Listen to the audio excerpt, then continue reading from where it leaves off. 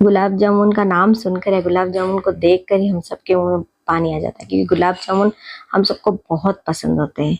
लेकिन गुलाब जामुन बनाना थोड़ा पेचीदा भी होता है, क्योंकि कुछ लोगों से गुलाब जामुन बन नहीं पाते, कढ़ाई में बिखर जाते हैं। साथ ही गुलाब जामुन बनाने में सबसे बड़ी समस्या ये आती है कि मावे की ज़रूरत पड़ती है, और आजकल मार्केट में बहुत ही मिलावटी मावा आ रहा है, तो हमें भी थोड़ा-सा ये लगता है कि हम बनाएँ कि नहीं बनाएँ। तो चलिए इस समस्या का सॉल्यूशन मैं आपके लिए लेकर आई हूँ, क्योंकि आज हम गुलाब जामुन तो बनाएँगे, लेकिन हम बिना मावे के। जी हाँ, आज बिना मावे के हम इस गुलाब जामुन को बनाएँगे, और आप यकीन मानिए, देखकर तो लग ही नहीं रहा है कि हमने बिना मावे के बनाए, और जब आप इसे खाएँगे, किसी को भी खिलाएँगे ना, तो वो विश्वास ही नहीं करेगा। आज हम बनाएँगे शकरकंद से गुलाब जामुन। जी हाँ, परफेक्ट मेज़रमेंट के साथ मैं आपको इसे बनाना बताऊँगी। एक भी गुलाब जामुन आपका बिल्कुल भी कढ़ाई में नहीं बिखरेगा, और जिस तरीके से मैं आपको गुलाब जामुन बनाना बताऊँगी ना, उस तरीके से यदि आप मावे के गुलाब जामुन भी बनाएँगे ना, तो आपके एकदम परफेक्ट गुलाब जामुन बनेंगे। इतना परफेक्ट रेशियो और परफेक्ट तरीके से आज मैं आपको शकरकंद से गुलाब जामुन बनाना बताऊँगी। इतने सॉफ्ट, इतने स्पंजी, आप देखिए, देखकर यकीन ही नहीं होगा कि ये गुलाब जामुन हमने शकरकंद से बनाए। तो चलिए हम इस रेसिपी को बनाना शुरू करते हैं। लेकिन इस गुलाब जामुन को सीखने के लिए आपको मेरी ये रेसिपी अंत तक देखनी पड़ेगी। तो चलिए हम बनाना शुरू करते हैं। तो यहाँ पर मैंने ये 2 शकरकंद लिए हैं। इसे आप अच्छे से धो लीजिए, क्योंकि इसमें बहुत सारी मिट्टी लगी होती है। चूँकि ये जमीकंद है, तो इसके अंदर बहुत मिट्टी होती है, तो अच्छे से साफ आप इसे धो लीजिए। तो यहाँ पर मैंने 2 शकरकंद लिए, और इसे इस तरीके से पीसेज़ में हम कट कर लेंगे। कट करने की जो साइज़ है, यानी पीसेस कट करने की जो साइज़ है, वो आप अपने अकॉर्डिंग देख सकते हैं। मैंने बिल्कुल परफेक्ट साइज़ ली है, क्योंकि अब हम इसे स्टीम देंगे। तो यहाँ पर मैंने एक इडली मेकर लिया है, उसमें पानी भर दिया है, उसे गरम कर लिया है, और उसके बाद इसका जो साँचा होता है ना, वो मैंने इस पे फिट कर दिया है। और उसके बाद जो शकरकंद के पीस हमने कट किए हैं, वो हम एक-एक करके इसके ऊपर इस तरीके से सेट कर देंगे। ये देखिए, इस गुलाब जामुन को बनाने के लिए मैक्सिमम से मैक्सिमम 20 मिनट लगते हैं, इससे ज़्यादा नहीं लगेंगे। बहुत ही फटाफट बन जाते हैं। केवल 5 मिनट हम इसे स्टीम देंगे। 5 मिनट के बाद आप देखिए, ये बहुत अच्छे से सॉफ्ट हो चुके हैं। हम इसे चेक कर लेते हैं। आप चाहे तो कुकर में भी स्टीम दे सकते हैं, चाहे तो आप अपने अकॉर्डिंग जो भी आपके पास बर्तन है, उसमें आप इसे स्टीम दे सकते हैं। सारे ही शकरकंद बहुत अच्छे से स्टीम्ड हो चुके हैं। अब हम इसे ठंडा करने के लिए एक प्लेट में निकाल लेंगे।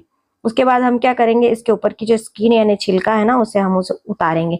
लेकिन पहले ठंडा हो जाएगा, उसके बाद हम निकालेंगे। ठंडा हो चुका है, और अब हम इसके छिलकों को, ये देखिए, निकालेंगे। बहुत इजीली, जैसे आलू के छिलके हम उतारते हैं ना, ठीक उसी तरीके से इसके छिलकों को हमें निकालना है। शकरकंद मीठा होता है, और साथ में हेल्दी भी होता है। यदि शकरकंद से हम यदि कोई भी मिठाई बनाते हैं ना, तो हमारी हेल्थ के लिए बहुत अच्छी होती है। तो ये देखिए, इस तरीके से मैंने जितने शकरकंद स्टीम किए थे, उनसे हमने इसे रेडी कर लिया है। और इस तरीके से 2 शकरकंद से लगभग 6 पीस हमारे रेडी हुए। अब हम क्या करेंगे, इसे हम ग्रेट करेंगे। तो यहाँ पर मैंने एक किसनी ली है, और इस किसनी की हेल्प से हम इसे बहुत अच्छे से ग्रेट कर लेंगे। ग्रेट करने से ये फ़ायदा होगा कि जब हम गुलाब जामुन बनाएंगे ना, तो उसके जो हमारा मिक्सचर बनेगा, उसे हमें बहुत ज़्यादा मैश नहीं करना पड़ेगा।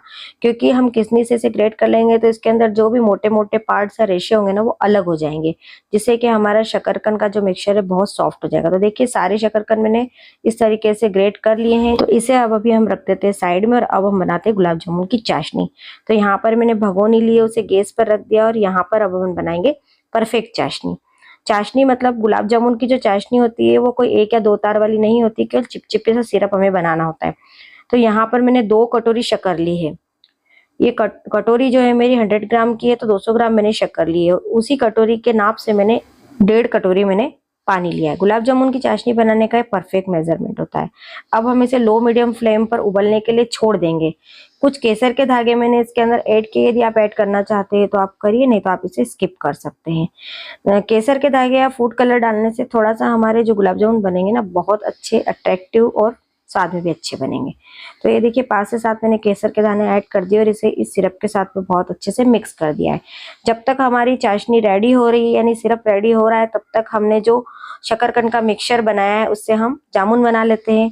तो चलिए, यहाँ पर मिक्सचर हमारा रेडी है। अब हम इसके अकॉर्डिंग मैदा ऐड करेंगे। तो 2 शकरकंद लिए थे, उसके हिसाब से यहाँ पर मैं 4 चम्मच मैदा लूंगी।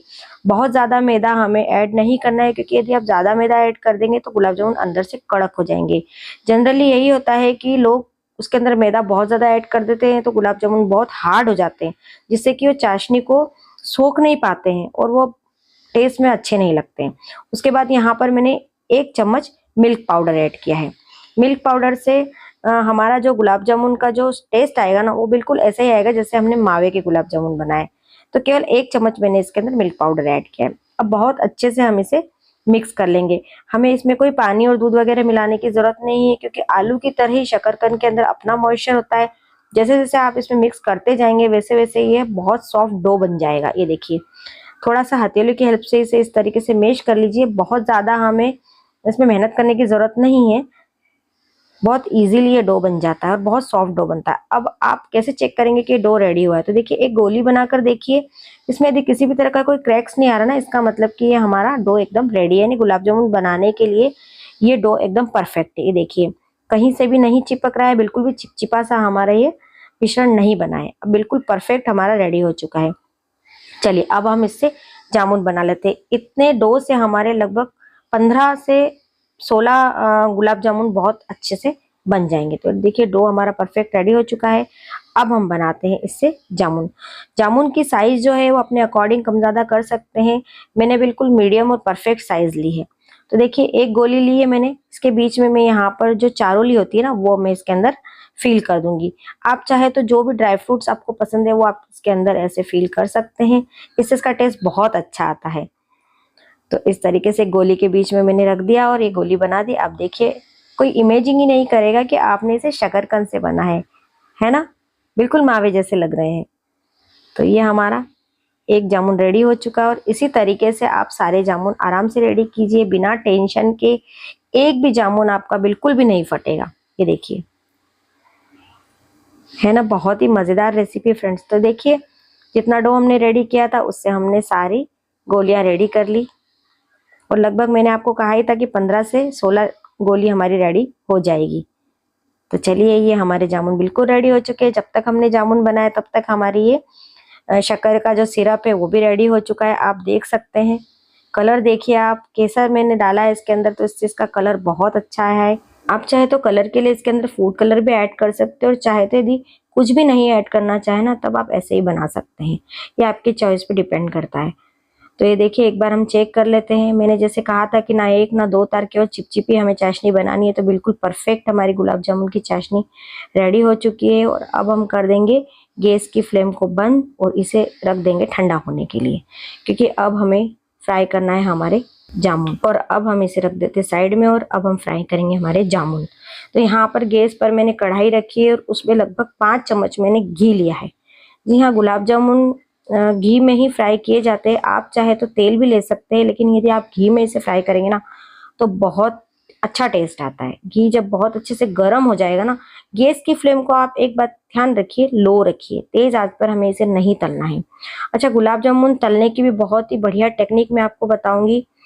आप पहले जामुन डालिए और इस तरीके से कढ़ाई को आप साइड से ऐसे हिला सकते हैं। चाहे तो आप कपड़े से इस कढ़ाई को ऐसे पकड़िए और इस तरीके से आप इसे हिलाइए। ध्यान रखिएगा, यहाँ पर हमें चम्मच का यूज बिल्कुल नहीं करना है।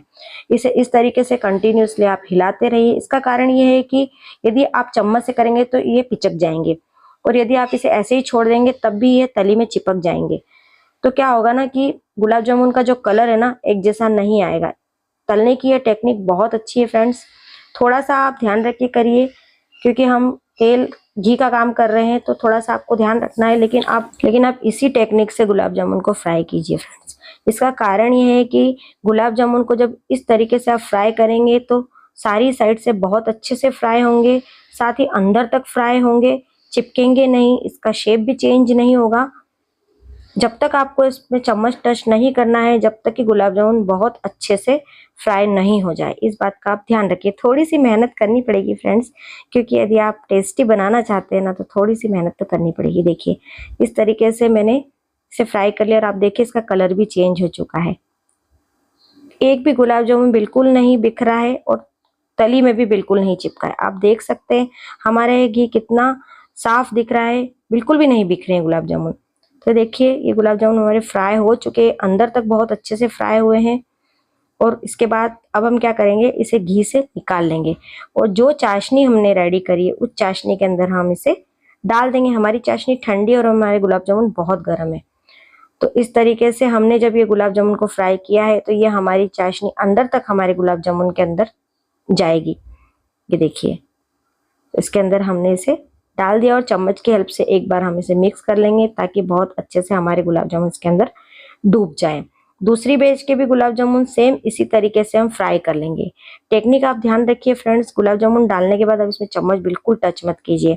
आप हल्के हाथों से इस तरीके से कढ़ाई को हिलाते हुए आप गुलाब जामुन को फ्राई कीजिए। चाहे आप मावे के गुलाब जामुन भी बना रहे हैं ना, तो इसी टेक्निक को आप फॉलो कीजिए फ्रेंड्स। यकीन मानिए आपके गुलाब जामुन बहुत अच्छे बनेंगे और एक भी गुलाब जामुन आपका बिल्कुल भी नहीं पिचकेगा, यानी कि इसका शेप बिल्कुल चेंज नहीं होगा। तो देखिए सारे गुलाब जामुन मैंने फ्राई कर लिए और चाशनी के अंदर डाल दिए और इसे चम्मच की हेल्प से आप मिक्स कर लीजिए और इसे आधे घंटे के लिए ऐसा ही छोड़ दीजिए। आधे घंटे के बाद सारी चाशनी जो है गुलाब जामुन इसे एब्जॉर्ब कर लेगा और देखिए आधे घंटे के बाद हमारे गुलाब जामुन एकदम रेडी है। आप देख सकते हैं कितने यमी दिख रहे हैं फ्रेंड्स। कोई भी देखकर इसे कहेगा ही नहीं कि आपने इसे शकरकंद से बनाया है, यानी कि इसमें मावे का आपने बिल्कुल भी यूज़ नहीं किया है। खाने में भी बहुत अच्छे लगते हैं, बहुत ही टेस्टी लगते हैं। यदि आप व्रत में इस तरह के गुलाब जामुन बनाना चाहते हैं ना, तो आप मैदे की जगह अरारोट का यूज़ कर सकते हैं। तो आप इसे व्रत में बहुत आराम से खा सकते हैं। देखिए मैंने इसे तोड़ा है और आप देखिए अंदर तक इसकी चाशनी गई है।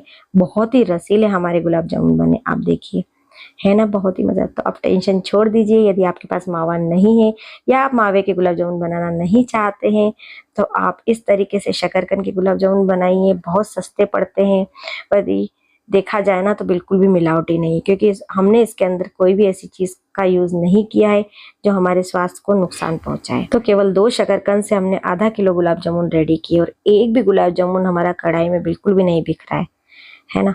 और बहुत ही अच्छी टेक्निक मैंने आपको गुलाब जामुन बनाने की बताई है।